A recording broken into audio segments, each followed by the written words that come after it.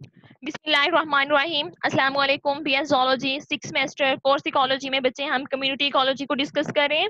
कुछ एट्रीब्यूट्स हमने previous lectures में डिस्कस किए थे, बाकी जो है वो इनके इंटरेक्शन के बारे में हम आज बात करेंगे। स्पीशीज इंटरेक्शन से क्या मुराद है बच्चे? एक ही स्पीशी के डिफरेंट मेंबर्स का या जो है वो डिफरेंट स्पीशीज के जो है वो मेंबर्स का आपस में इंटरेक्ट करना, एक दूसरे के साथ जो लेन देन करना, उनका जो है वो एक दूसरे के साथ जो रिलेशनशिप है, इसे हम कहते हैं स्पीशीज इंटरेक्शन। और इसी से कम्युनिटीज जो है वो ज्यादा स्टेबल होती हैं। बच्चे ये जो इनका आपस में इंटरेक्शन होता है, आपस में जो है वो इनके ये जो रिलेशंस होते हैं, इसकी वजह से फूड चेन्स बनती हैं, फूड वेब्स बनते हैं और दूसरे जो है वो इनके बिहेवियर वेब्स जो है वो क्रिएट होते हैं। और हम कहते हैं स्पीशीज जितना ज्यादा जो है वो वहाँ पे कम्युनिकेट करती हैं एक दूसरे के साथ, अपने इन्वायरमेंट के साथ, उतना ज्यादा जो है वो उनका सर्वाइवल ज्यादा जो है वो अच्छा होता जाता है। जितनी जो है वो कम्युनिटीज ज्यादा कॉम्प्लेक्स होती हैं, उतनी ही उनकी स्टेबिलिटी जो है वो इंक्रीज करती है। As population of species interact with one another they form biological communities. हम कहते हैं ये एक दूसरे के साथ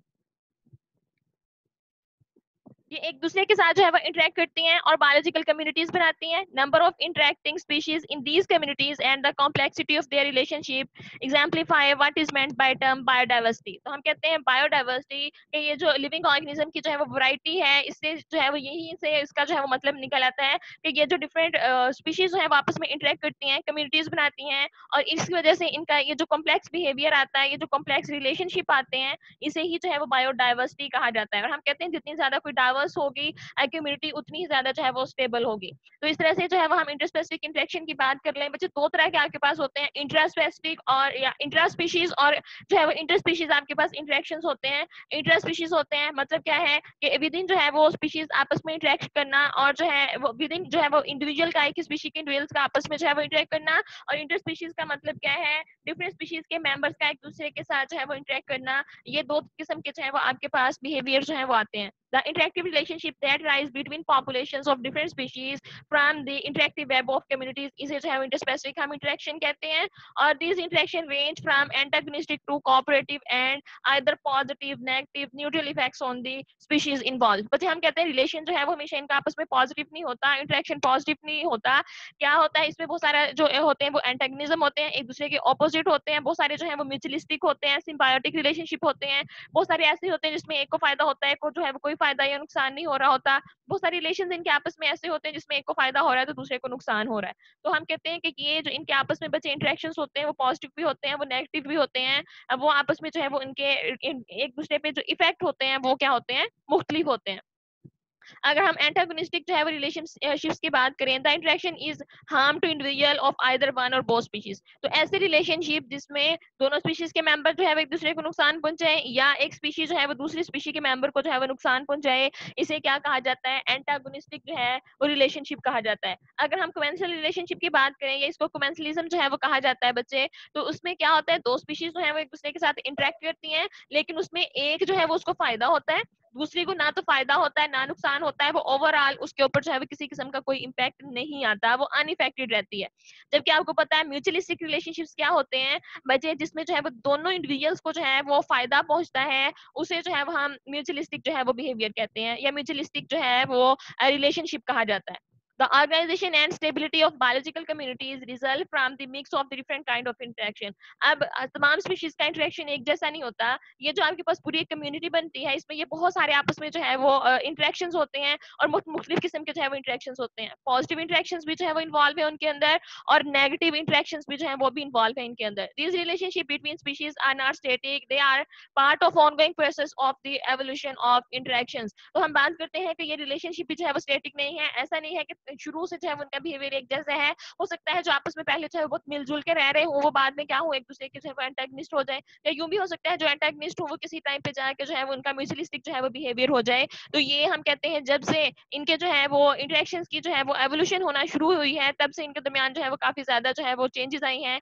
ये जो इनका इंटरेक्शन है वो डायनामिक बिहेवियर है बच्चे, ये कभी भी स्टैटिक बिहेवियर नहीं है।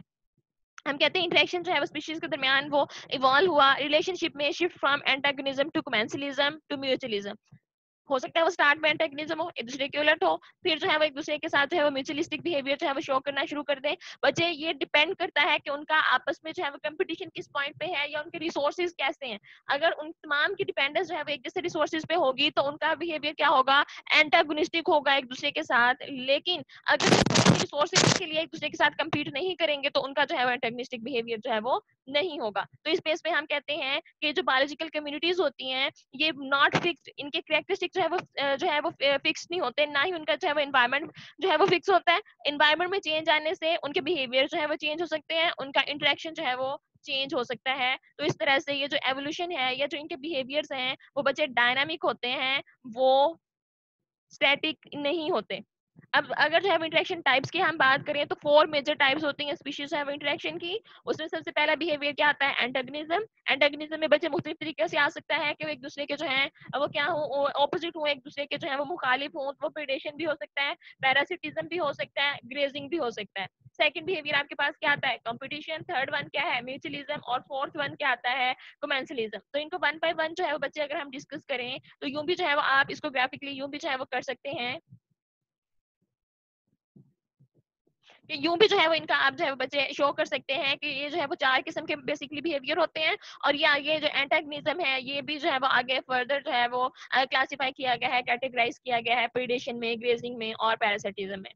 तो बच्चे सबसे पहले अगर हम एंटागोनिज्म की बात करें, although mutualisms are common in all biological communities, they occur side by side with a wide array of antagonistic interactions। कहा यह जाता है कि ज्यादातर इनके दरमियान क्या होता है, म्यूचुअलिस्टिक बिहेवियर्स होते हैं जिसमें तकरीबन दोनों को जो है वो फायदा पहुंच रहा होता है। लेकिन इसके साथ साथ जो स्पीशीज होती हैं आपस में वो एंटागोनिस्टिकली भी जो है वो बिहेव करती हैं। उनके इंटरेक्शन जो है वो एक दूसरे के जो है वो मुखालिफ भी होते हैं, एक को फायदा पहुंच रहा होता है, दूसरे को जो है वो नुकसान पहुंच रहा होता है। One way of understanding the diversity of antagonistic interaction is through the kind of host or prey that species attack। बच्चे हम ये कहते हैं कि ये जो आपके पास डिफरेंट कैटेगरीज आती हैं एंटागोनिस्टिक बिहेवियर की, ये डिपेंड करता है कि ये जो स्पीशीज हैं जो अटैक कर रही हैं वो किस किस्म की हैं। कार्निवोर्स क्या है, अटैक एनिमल्स। हर्बीवोर्स क्या करते हैं, वो अटैक द प्लांट्स। और फंगी वो क्या करते हैं, वो फंजाई को अटैक करते हैं। इसका मतलब क्या है कि वो ये उस जो है वो प्रेडेटर पे या उस प्रे पे जो है वो डिपेंड करता है कि किस किस्म के प्रे पे जो है वो अटैक किया जा रहा है। Other species are omnivorous attacking the wide range of plants and animals and fungi. तो कार्निवोरस ने सिर्फ एनिमल्स को जो है वो प्रे करना है, जो हर्बीवोर्स उन्होंने सिर्फ जो है प्लांट मैटर को खाना है। जो आपके पास फंगीवोरस है उन्होंने क्या करना है, सिर्फ फंगस को खाना है। लेकिन जो हमारे जैसे ओमनिवोर्स हैं उनकी वाइड रेंज होती है एंटागोनिस्टिक बिहेवियर की। उसमें जो है वो हाई किस्म के जो है वो मैटर को खा रहे होते हैं, चाहे वो प्लांट मैटर हो, चाहे वो एनिमल हो, चाहे वो फंजाई हो। regardless of the kind of food they eat, however there are some general pattern in which these species interact। parasitism, grazing, predation are the three major ways in which these species feed on one another। ये तीन मुख्तलिफ तरीके हैं। इसके अलावा हम कहते हैं उनका बिहेवियर जो है वो मुख्तलिफ हो सकता है, उनकी डाइट्स वगैरह जो है वो मुख्तलिफ हो सकती हैं। हो सकता है एक एनिमल जो कि कार्निवोर है वो मुख्तलिफ किस्म के एनिमल जो है वो उसके ऊपर शिकार कर रहा हो। तो ये उसकी जो है वो स्पेसिफिक बच्चे एनिमल पे नहीं डिपेंड करता, बल्कि वो डिपेंड कर रहा है कि प्रेडेटर जो है वो किस किस्म के एनिमल को जो है वो शिकार कर रहा है। अगर एनिमल जो है वो एनिमल को ही करेगा तो हम करेंगे कि वो कार्निवोर है। अगर जो है वो एनिमल करेगा प्लांट को तो हम कहेंगे वो हर्बीवोर है। अब वो प्लांट किसी भी किस्म का हो सकता है, वो ग्रासेस हो सकते हैं, वो जो है वो ट्रीज के लीव्स हो सकते हैं, वो जो है वो छोटी छोटी शर्ब्स हो सकती हैं, किसी भी किस्म का उनका जो है वो हो सकता है। तो प्रेडेशन की अगर हम बात करें, is a biological interaction where a predator an organism kill and eat its pray.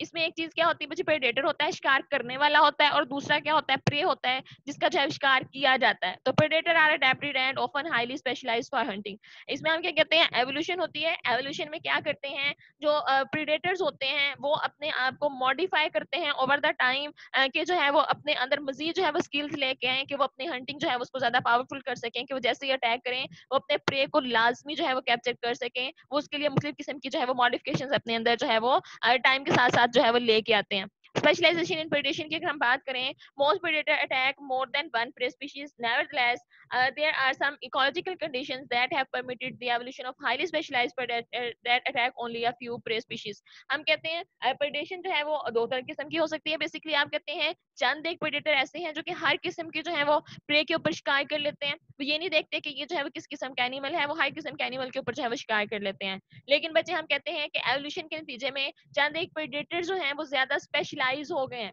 जैसे वो उन्होंने सिर्फ जो है वो चंद एक स्पेसिफिक जो स्पीशीज हैं उन्हीं के ऊपर जो है वो अटैक करना है, उन्हीं को जो है वो एज फीड जो है वो इस्तेमाल करना है, उसके अलावा वो बाकी किसी जो है वो स्पीशी के ऊपर अटैक नहीं करेंगे और उसको अपने फूड के तौर पर जो है वो इस्तेमाल नहीं करेंगे। तो जो हाई किस्म के जो है वो उसके ऊपर शिकार कर लेते हैं, उनको अपने फीड के तौर पर इस्तेमाल कर लेते हैं, वो जनरलाइज जो है वो प्रेडेटर्स कहला रहे होते हैं। और बचे जो किसी स्पेसिफिक प्रे के ऊपर जो है वो शिकार करते हैं और उसी को जो है वो सिर्फ खा रहे होते हैं, वो क्या कहलाते हैं, वो स्पेशलाइज जो है वो कहलाते हैं प्रेडेटर्स। तो यहाँ पे टाइप ऑफ प्रेडेशन की बात अगर हम करें तो बच्चे हर्बीवोर्स आते हैं, फ्रुक्टिवोर्स आते हैं जो फ्रूट्स को जो है वो खा रहे होते हैं, इंसेक्टिवोर्स आ सकते हैं जो क्या है इंसेक्ट्स को खाते हैं, कार्निवोर्स आ सकते हैं जो कि मीट्स को खाते हैं। बच्चे ये डिपेंड करता है कि कोई जो है वो एक अटैकिंग हो और दूसरा जो है वो अपने होस्ट को जो है वो खा ले, इसे जो है वो प्रेडेशन जो है वो बिहेवियर कहा जाता है।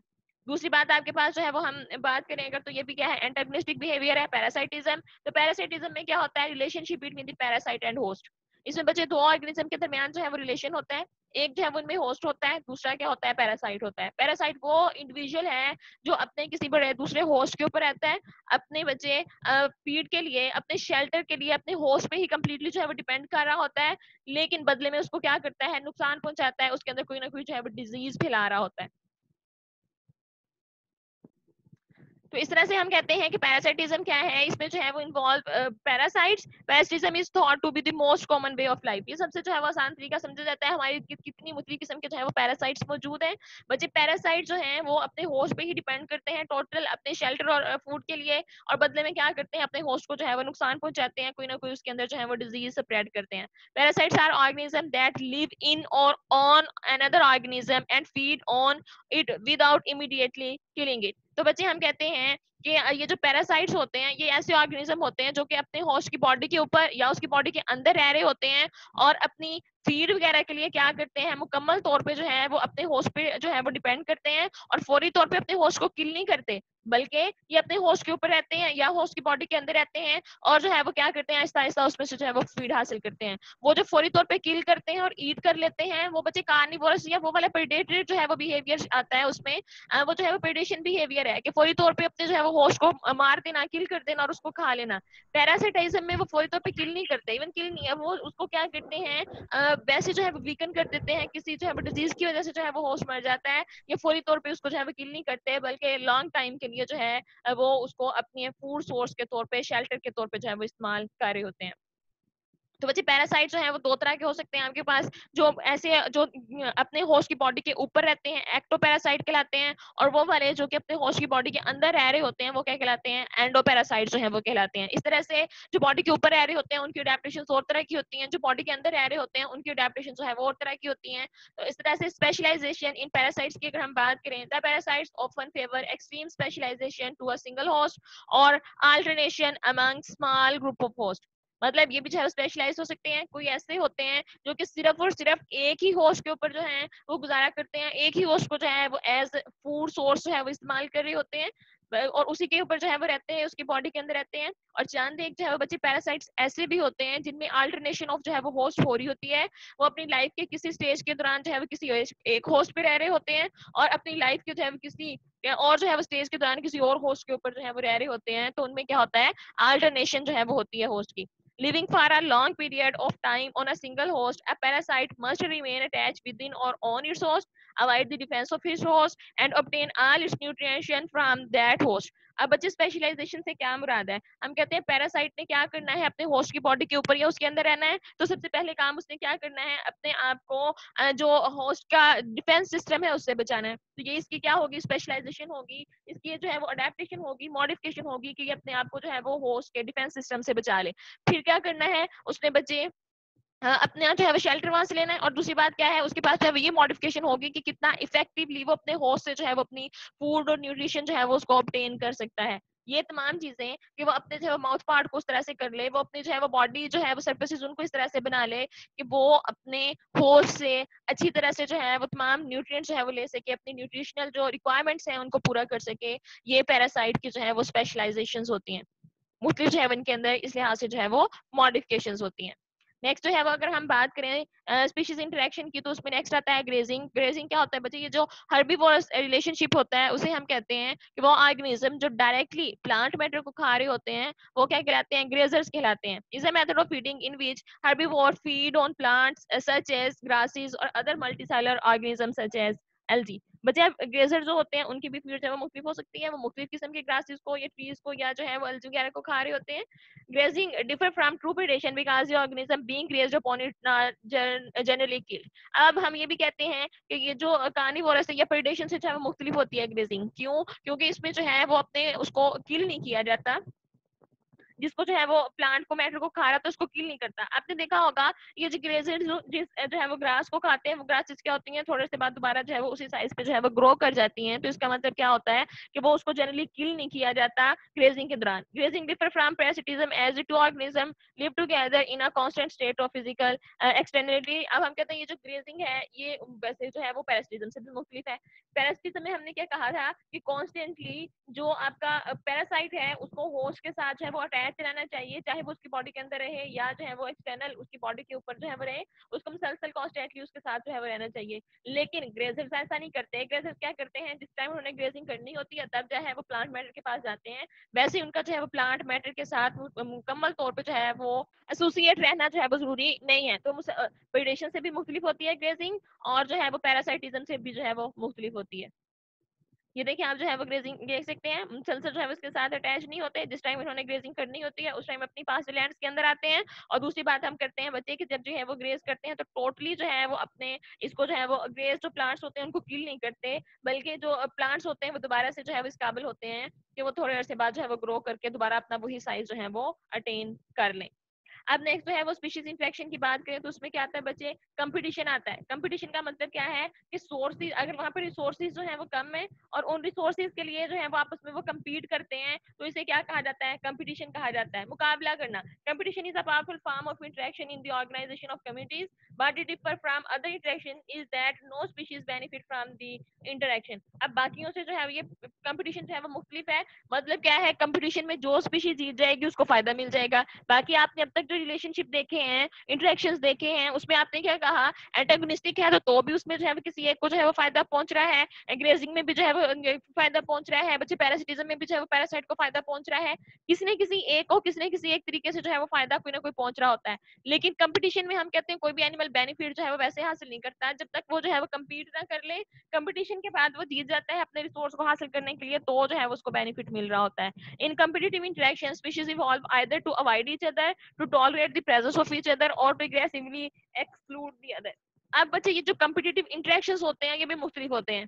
या तो जो है वो क्या करते हैं, जो कंपटीटर्स होते हैं एक दूसरे को अवॉइड करते हैं, वो एक दूसरे को जो है वो कम्पीट करना ही नहीं चाहते, वो अपने एक दूसरे के साथ जो है वो अवॉइड करते हैं कंपटीशन को। या जो है वो उनका बच्चे कंपटीशन में क्या होता है कि वो टॉलरेट कर लेते हैं एक दूसरे को, मतलब अपने रिसोर्सेज को जो है वो शेयर कर लेते हैं, क्योंकि शेयरिंग में जो है वो सबसे बेनिफिट होता है। क्योंकि अगर दोनों जो है वो इक्वल स्ट्रेंथ वाले बच्चे आपस में जो है वो जब भी कम्पीट करते हैं तो क्या होता है, किसी ना किसी एक का जो है दोनों का या तो नुकसान होना होता है, या अगर जो है वो एक ज्यादा स्ट्रांग है और दूसरा थोड़ा वीक है तो जो वीक है उसने जो है वहां से एक्सक्लूड हो जाना होता है। इसलिए इसलिए वो क्या करते हैं, जो इक्वल स्ट्रेंथ वाले होते हैं वो एक दूसरे के जो है वो टॉलरेट कर लेते हैं, वो अपने जो है वो रिसोर्सेज उनको जो है वो शेयर करके जो है वो इस्तेमाल कर लेते हैं। और थर्ड वे आता है कि एक जो है वो अगर ज्यादा स्ट्रांग है कंपटीटर, दूसरा जो है वो जरा कम है, तो क्या होगा, वो एक को दूसरे को जो है वो एक्सक्लूड कर देगा। जो ज्यादा स्ट्रांग होगा वो रिसोर्सेज को जो है वो इस्तेमाल कर लेगा। तो या तीन तरीकों से हो सकता है, या तो अपने एक दूसरे को अवॉइड कर लें, या क्या करें वो टॉलरेट कर लें अपने जो है वो स्पीशीज, ये जो रिसोर्सेज हैं वो स्पीशीज आपस में जो है दूसरे के साथ शेयर कर लें, और या क्या करें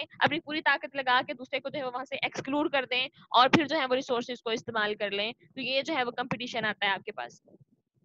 अब species compete for almost every kind of resources, and the same two species may compete for different resources in different environment, but often one resource called the limiting resource because it limit the population growth of each species। पर जब हम कहते हैं तकरीबन ये जो competition है ये विद इन स्पीशीज भी होता है, एक ही स्पीशीज के डिफरेंट इंडिविजुअल्स के दरमियान भी होता है, और डिफरेंट स्पीशीज के जो है वो डिफरेंट मेंबर्स उनके दरमियान भी होता है। अब बच्चे एक बात मैं यहाँ पे जो है वो ऐड करूं कि एक ही स्पीशी के मेंबर्स के दरमियान जो कंपटीशन होता है वो ज्यादा सीवियर होता है। रीजन उसके पीछे क्या है बच्चे? क्योंकि एक ही स्पीशी के तमाम इंडिविजुअल की जो है वो सारे की सारी रिक्वायरमेंट्स एक जैसी हैं, उन सारों को एक जैसी जो है वो जरूरियात है, उन सारों को एक जैसी फीड चाहिए, उन सारों ने एक जैसी जगह पे रहना है।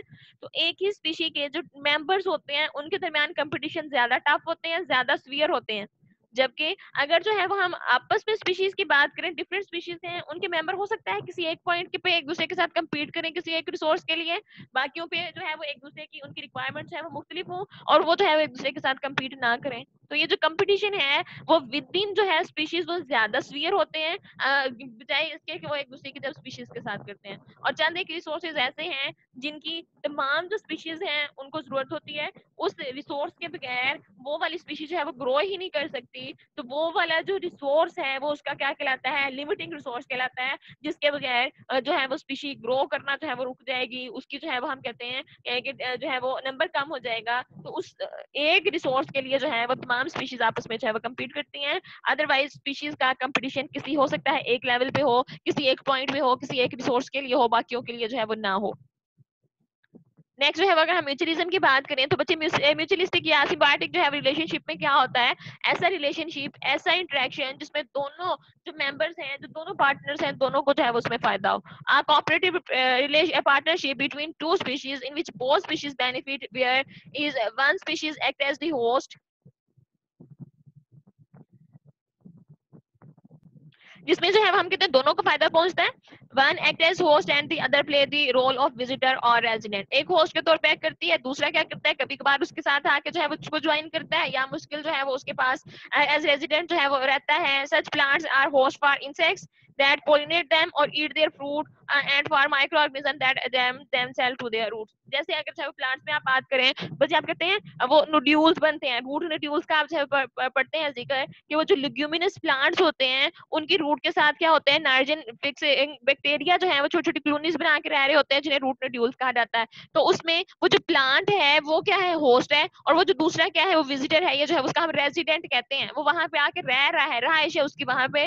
होस्ट एक्चुअली क्या है? प्लांट ही है। इसके अलावा आप जो है वो फ्लावर्स के अंदर देखते हैं कि ये जो हनी बीज वगैरह होती है, जो इंसेक्ट्स होते हैं, वो पोलन्स के लिए, अपनी फीड के लिए जो है वो उनकी तरफ जाते हैं। वो जब जाके वहां पे जो है वो फूड वहां से लेते हैं, अपनी रिक्वायरमेंट उन्होंने पूरी कर ली, इंटर्न क्या होता है? उनकी बॉडीज के साथ जो है वो पोलन्स लग जाते हैं। वो जब जाके किसी और प्लांट के ऊपर बैठते हैं तो वो उसके पोलन जो है वो उस फ्लावर के ऊपर गिर जाते हैं। इस तरह से क्या होता है? पोलिनेशन होती है। दोनों को फायदा हो गया कि प्लांट्स की क्या हो गई? प्लांट्स की क्या हो गई? पोलिनेशन हो गई, और एनिमल को क्या मिल गया? फूड जो है वो उसका मिल गया। इस तरह से हम कहते हैं कि फ्रूट ईटर्स जो होते हैं इसमें भी ये होता है कि प्लांट्स जो है वो फ्रूट खाते हैं, और वो सीड्स को जाके कहीं दूर जो है वो डिस्पर्स कर देते हैं, और उससे क्या होता है? नए प्लांट्स जो है वो उगाते हैं। तो ये क्या है? म्यूचुअलिस्टिक जो है वो बिहेवियर है। अब अगर जो है वो हम एनिमल्स की बात करें तो बच्चे एनिमल्स में भी बहुत ज्यादा डाइवर्सिटी पाई जाती है इस म्यूचुअलिस्टिक बिहेवियर में। यहाँ पे अगर जो है वो आप देखें तो हम कहते हैं कि ये जो है वो एलिगेटर या क्रोकोडाइल है, और उसके साथ जो है वो स्मॉल बर्ड है। ये इन दोनों का आपस में क्या है? म्यूचुअलिस्टिक बिहेवियर है। अब आप देखें कि ये जो है वो इसके टीथ को जो है वो साफ करता है, इसमें जो भी रेजिडुअल जो है वो लगे हुए होते हैं, मैटर होता है, पार्टिकल्स होते हैं, फूड पार्टिकल्स, ये जो है वो उसके टीथ वगैरह के साथ लगे हुए। ये जो छोटे बर्ड्स होते हैं ये उन पार्टिकल्स को निकाल के इनके टीथ में से जो है वो खा लेते हैं। इन टर्न ये जो है वो इनको क्या पहुंचता है? होस्ट को क्या जो है वो फायदा पहुंचता है कि इसके जो है वो टीथ की सफाई हो जाती है।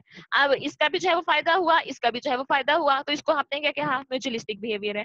अब नेक्स्ट आप जो है वो इसमें बात करें तो बच्चे ये इन दोनों का, ये जो है वो फिश स्पीशी और ये जो है वो सी एनिमल, इन दोनों का भी आपस में क्या है? म्यूचुअलिस्टिक बिहेवियर है। ये दोनों क्या करते हैं? अपने आप को जो है वो एक दूसरे को प्रेडेटर से बचाने के लिए जो है वो एक दूसरे के लिए डिफेंस का जो है वो रोल प्ले करती हैं। यहाँ पे आप देख सकते हैं कि जो फिश है इसने अपने आप को ये सी एनिमल के अंदर जो है वो छुपाया हुआ है, अपने आप को जो है वो प्रेडेटर से जो है वो बचाया हुआ है, और इस तरह से ये एक दूसरे के डिफेंस में जो है वो रोल प्ले करते हैं। इनका भी बिहेवियर क्या है? म्यूचुअलिस्टिक बिहेवियर है। नेक्स्ट अगर बच्चे हम बात करें तो नेक्स्ट आता है कोमेंसलिज्म। कोमेंसलिज्म हम कहते हैं जरूरी नहीं है कि जब भी इंटरेक्शन हो उसमें दोनों को फायदा पहुंचे, या एक को फायदा पहुंचे एक को नुकसान पहुंचे। बच्चे ये वन साइडेड जो है वो बेनिफिट भी हो सकता है। क्या होता है? कोमेंसलिज्म जो है वो आपके पास एक ऐसा बिहेवियर है जिसमें एक ऐसा इंटरेक्शन है बच्चे जिसमें दो पार्टनर्स इन्वॉल्व होते हैं। एक पार्टनर जो है वो उसको फायदा पहुंचता है, दूसरा जो है वो ओवरऑल अनफेक्टेड रहता है, ना उसको फायदा पहुंचता है ना उसको जो है वो नुकसान पहुंचता है। तो ऐसा बिहेवियर जो है वो क्या कहलाता है? ये ऐसा इंटरेक्शन जो है वो क्या कहलाता है? कोमेंसलिज्म कहलाता है।